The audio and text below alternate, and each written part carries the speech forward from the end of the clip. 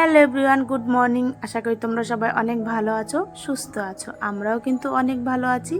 আর আমার আরেকটা নতুন ব্লগে তোমাদের সবাইকে ওয়েলকাম জানাই। আই হোপ আজকের ভিডিওটা তোমাদের সবার ভালো লাগবে, তাই সবাইকে অনুরোধ করছি আমার পুরো ভিডিওটা দেখার। আর এখন বাজে সকাল 7টা। তো আজকে আমি সকাল 7টার থেকে আমার ব্লগটা শুরু করলাম।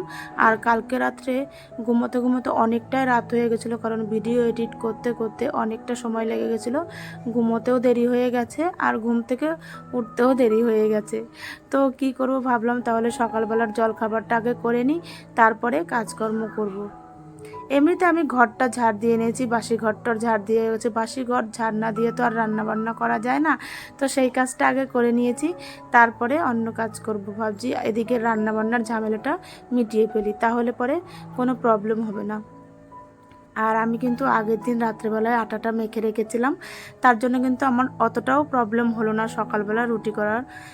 যদি এইভাবে আমরা বুদ্ধি করে কাজ করি না, তাহলে দেখবো কোনো অসুবিধা, এইভাবে বুদ্ধি করে কাজ করলে কোনো অসুবিধা হয় না। একটু যদি দেরি করেও ঘুম থেকে ওঠা হয়, সময়ের মধ্যে কিন্তু সমস্ত কাজ হয়ে যায়। আর কিছু জামা কাপড় আছে আমার, এগুলো একটু সার্ফে ভিজিয়ে রাখছি। এগুলো ভাবছি একটু পরে কাচাকাচি করব। আগে সকালবেলার খাবারটা দিয়ে নিই তোমাদের দাদাভাইকে, তারপরে এগুলো কাচাকাচি করব। একটু ভিজিয়ে রেখে দিই, তাহলে ভালো পরিষ্কারও হবে। আর আজকে বেশি জামা কাপড় নেই, অল্প জামা কাপড়ই আছে। আমি এইভাবে প্রত্যেক দিনের জামা কাপড় প্রত্যেক দিনই কেচে দিই, তাহলে আমার একদিনে অতটা কাছাকাছি ঝামেলা থাকে না। যেই দিন যেই জামা কাপড়টা আমরা পরি সেটাই আমি অল্প একটু সার্ফ দিয়ে একেবারে কেচে দিই। আর তাহলে বেশি ময়লাও হয় না, পরিষ্কারই থাকে জামা কাপড়গুলো। আর তারপরে দেখো সকালবেলার ব্রেকফাস্টটা দিয়ে দিলাম তোমাদের দাদা ভাইকে, দুটো রুটি, তো আলুর তরকারি আর একটা সেদ্ধ ডিম দিয়ে দিলাম তোমাদের দাদাভাইকে খেতে। আর সকালবেলা খাওয়া দাওয়ার পরে তারপরে আমি যে রুটি করেছিলাম সেই বাসন কোসনগুলোও ধুয়ে নিচ্ছি।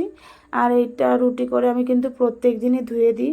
আর এখন তো অতটা রুটি করাও হয় না, বেশিরভাগ দিনই ওটস কেলগস সেগুলোই খেয়ে নিচ্ছি। কিন্তু আজকে অনেক দিন পর রুটিটা করলাম আমি। মানে দেখবো কোনো কিছুই কিন্তু একঘেয়ে ভালো লাগে না, সেটা বলো খাবারই বলো বা কাজই বলো। তাই সমস্ত কিছু কিন্তু একটু ঘুরিয়ে ঘুরিয়ে সমস্ত কিছুই করতে হয়। আর দেখবে একঘেয়েমিও লাগে না, আর খেতে অত বোর লাগে না একটু যদি আমরা পাল্টে পাল্টে খাই তাহলে। তো এই কদিন কেলগস খেয়েছি, তারপর কদিন ওটস খেলাম, তারপর কদিন ভাত খেলাম, আজকে আবার রুটি করলাম। মানে ভাতটা না খাওয়াই ভালো সকালবেলা আমার মনে হয়। ভাত খেলে না সকালবেলা শরীরটা ভারী হয়ে যায়, আর কোনো কাজকর্ম করতে দেখবে ভালো লাগে না। তো হালকা ফুলকার মধ্যে সকালবেলা ব্রেকফাস্টটা করাই ভালো। আর তোমাদের দাদা ভাই দিকে বাজার নিয়েও চলে এসেছে, আজকে এনেছে মাংস, মুরগির মাংস। তো মাংসটা একটু নুন দিয়ে আর গরম জল দিয়ে একটু সময় ভিজিয়ে রাখবো, রেখে তারপর ভালো করে ধুয়ে নেব। আর আজকের মাংসটা করব পেঁপে আর আলু দিয়ে। আর এটা কিন্তু আমি তেলের মধ্যে অল্প একটু ঘি দিয়ে দিলাম। আজকের মাংসটা একদম অন্যরকম করে রান্না করব, কোনো তেল মশলা, মানে তেল তো দিয়েছি, কোনো মশলা ছাড়া, মানে জিরে গুঁড়ো, ধনে গুঁড়ো, গরম মশলা কোনো কিচ্ছু দেবো না, একদম প্লেন। দেখো তেলের মধ্যে অল্প একটু ঘি দিয়ে তার মধ্যে একটু পেঁয়াজ কুচি দিলাম। আর পেঁয়াজ কুচিটা একটু বেশিই দিতে হবে, মানে পেঁয়াজের পরিমাণটা একটু বেশিই রাখতে হবে এই এই রান্নাটায়। তো পেঁয়াজগুলো একদম ভালো করে লাল লাল করে ভেজে তার মধ্যে দিয়ে দেবো একটুখানি হলুদ গুঁড়ো আর লঙ্কা গুঁড়ো। কোনো লঙ্কা বাটা টাটা কিচ্ছু দেবো না, একদম হালকা একটু লঙ্কার গুঁড়ো দিয়ে দিলাম। তারপর এটাকে এখন একটু ভালো করে কষিয়ে নেব। হলুদ আর লঙ্কার গুঁড়োটা এই পেঁয়াজ ভাজার মধ্যে একটু কষিয়ে নেব। এইভাবে মাংস রান্না করে না সত্যি খুবই ভালো লেগেছে খেতে। আর তারপর দিয়ে দিলাম একটুখানি গরম জল, একটু জলটা বেশি করে দিলাম কারণ পাতলা হবে, তো একটু পাতলা ঝোল হবে মাংসটা। আর এইভাবে কিন্তু মুরগির মাংস রান্না করে খেলে গরমের দিনে সত্যি খুবই ভালো, পেটের পক্ষেও ভালো আর শরীরের পক্ষেও ভালো, কোনো মশলা ছাড়াই মাংস। তো ঝোলটাকে এখন ফুটতে দেবো একটুখানি সময়। আর কালারটাও কিন্তু ভালো হয়েছে। তারপর দেখো বড় বড় করে কেটে রেখেছিলাম আমি পেঁপে আর আলু, ওটাকেও দিয়ে দিলাম। মানে পেঁপে আলু কিন্তু আমি ভাজাও করিনি, মাংসটাও কিন্তু কোনো রকম ভাজবো না, আর রসুন আদাটাও কোনো রকমই ভাজবো না। মানে আজকে কোনো ভাজাভাজির কোনো সিন নেই, পুরো সেদ্ধ। আর তারপর দিয়ে দিলাম একটু নুন, পেঁপে আর আলুটা দেওয়ার পরে নুন দিয়ে দিলাম। তারপর এখন ভালো করে একটু ফুটিয়ে নেব নেড়ে চেড়ে। মাংসের ঝোলটা সত্যি এইভাবে তোমরা একদিন করে খেয়ে দেখে তারপর আমাকে বলবে কেমন লাগলো তোমাদের। আর একটুখানি কিন্তু দিতে হবে আতর, গোলাপ জল আর কেওড়া জল, এটা কিন্তু দিতেই হবে। তো ঝোলটা ফুটে ওঠার পর তারপর আমি দিয়ে দিলাম রসুন বাটা আর আদা বাটা। দেখতেই পাচ্ছ কতটা সুন্দর হয়েছে কালারটা। এইভাবে একদিন করে খেয়ে দেখো তোমরা। আর মাংসটা কিন্তু আমি কোনো রকম নুন হলুদ কিচ্ছু মাখিনি, শুধু ধুয়ে রেখে দিয়েছিলাম জলটা ঝরিয়ে। আর তারপর ঝোলটা ভালো করে ফুটে গেলে তারপর মাংসগুলোও দিয়ে দেব। আর নামানোর আগে একটুখানি গরম মশলা দিয়ে নামিয়ে নেব। তাহলে এই মাংসটা কিন্তু দারুণ হয়েছিল সত্যি খেতে। এইটা যদি গরম গরম ভাতের সঙ্গে খাওয়া যায় না, এই মাংসটা সত্যি দারুণ লাগবে খেতে। এই নিয়ে আমি 2 দিন করলাম এইভাবে মাংস, আগে কোনো দিনও করিনি। তো প্রথম দিন করে খেয়ে দেখছি সত্যিই ভালো লেগেছে, বাড়ির সবাই ভালো খেয়েছে। তারপরে আজকেও করলাম আমি এইভাবে মাংসটা। আর তারপরে রান্না বান্না শেষে রান্নাঘরটা পরিষ্কার করে আমি আমার বাদ বাকি কাজগুলো করতে চলে এলাম। আর আজকে এদিকে বেড কভারটা চেঞ্জ করে দিলাম, এই ঘরের বেড কভারটা একটু চেঞ্জ করে নিচ্ছি। সকালবেলা এমনি বিছানা হালকা তুলে নিয়ে ঝেড়ে রেখেছিলাম, মানে বাসি বিছানা তো বেশিক্ষণ রাখা যায় না, আর এখন অনেকটা সময়ও হয়ে গেছে। তো তারপর আমি বেড কভারটা চেঞ্জ করে ঘরটা ভালো পরিষ্কার করে ঘরটা মুছে নেব। তার আগে একটু খাটটাও ভালো করে মুছে নেব, কারণ আমি যেই দিনই বেড কভার চেঞ্জ করি সেই দিনই কিন্তু একটুখানি খাটটা ভালো করে মুছে নিই। কারণ এত ধুলোবালি পড়ে না, কোনো কিছু সব কিছুতেই ভালো লাগে না। তাই আমি প্রত্যেক দিনই চেষ্টা করি পরিষ্কার করে রাখার। তো যেদিন বেড কভারটা চেঞ্জ করি সেই দিন একটু বেশি ভালো করেই খাটটা মুছে নিই।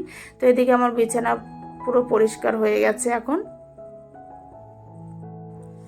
এই 2 দিন এতটাই গরম পড়েছে, আর বাইরে মেঘলা মেঘলা ওয়েদারও, হয়তো এর মধ্যেই কোনো একদিন ঝড় বৃষ্টি হবে। ওয়েদার দেখেই বোঝা যাচ্ছে এতটা গরম পড়েছে। আর গরম পড়বেই না বা কেন, চৈত্র মাসের 15-16 তারিখ হয়ে গেল, আর তো মাসের বাকি আছে 15 দিনের মতো, তো গরম তো পড়বেই। আর এদিকে তারপরে আমি এখন ড্রেসিং টেবিলটা সুন্দর করে পরিষ্কার করে নেব। মানে এই কাজগুলো আমি ঘর মোছার আগে প্রত্যেক দিনই করে নিই, না হলে না ভালো লাগে না, কেমন যেন লাগে একটা, মানে কি কাজ যেন একটা করিনি। আর এইভাবে যদি প্রত্যেক দিনই আমরা একটু একটু করে পরিষ্কার করি না, তাহলে ঘরের সমস্ত ফার্নিচারগুলো কিন্তু সুন্দরভাবে পরিষ্কার থাকে। তো আমার ঘরে যেহেতু বাচ্চা আছে বুঝতেই পারছো, মানে কোনো জায়গার জিনিস ঠিকঠাক থাকে না, তবুও আমি চেষ্টা করি সমস্ত কিছু ঠিক জায়গায় ঠিকভাবে রাখার আর গুছিয়ে রাখার।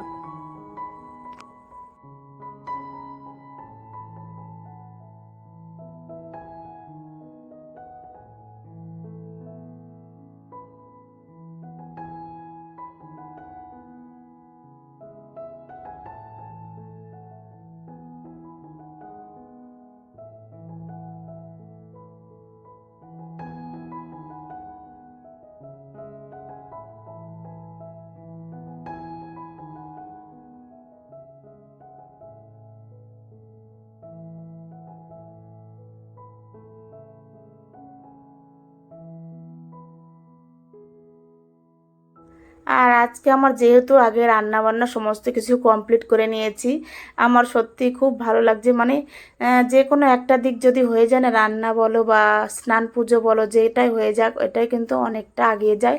তো ওদিকে আজকে আমার রান্না বান্না কমপ্লিট হয়ে গেছে, রান্নাঘরও পরিষ্কার করা হয়ে গেছে।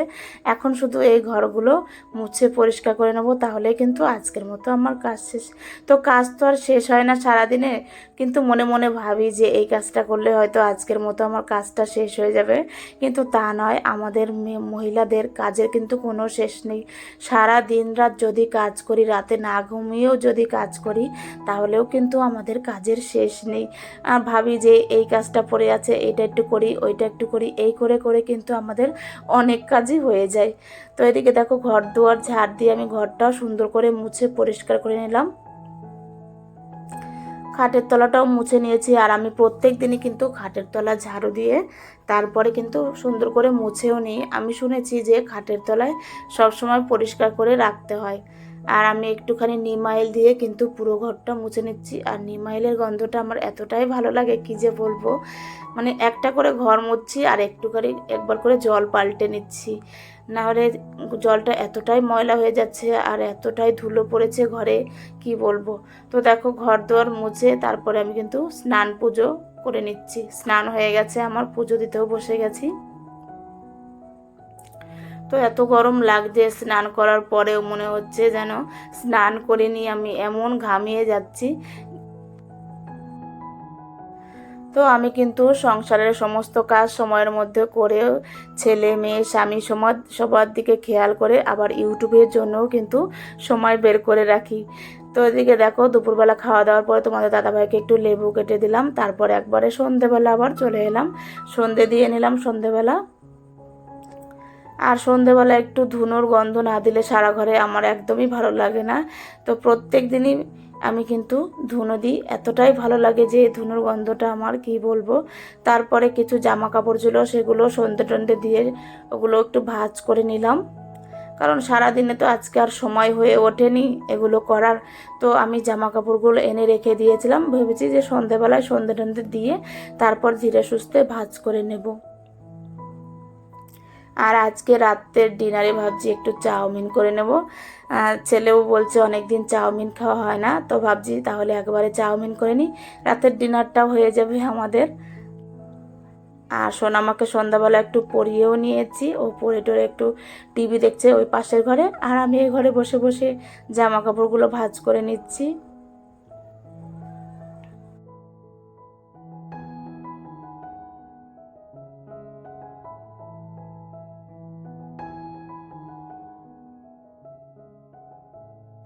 তো বন্ধুরা আমার ভিডিওটা কেমন লাগলো অবশ্যই জানাবে, আর নতুন বন্ধুরা তোমরা আমার চ্যানেলটি সাবস্ক্রাইব করে দিয়ে আমার পাশে থেকো।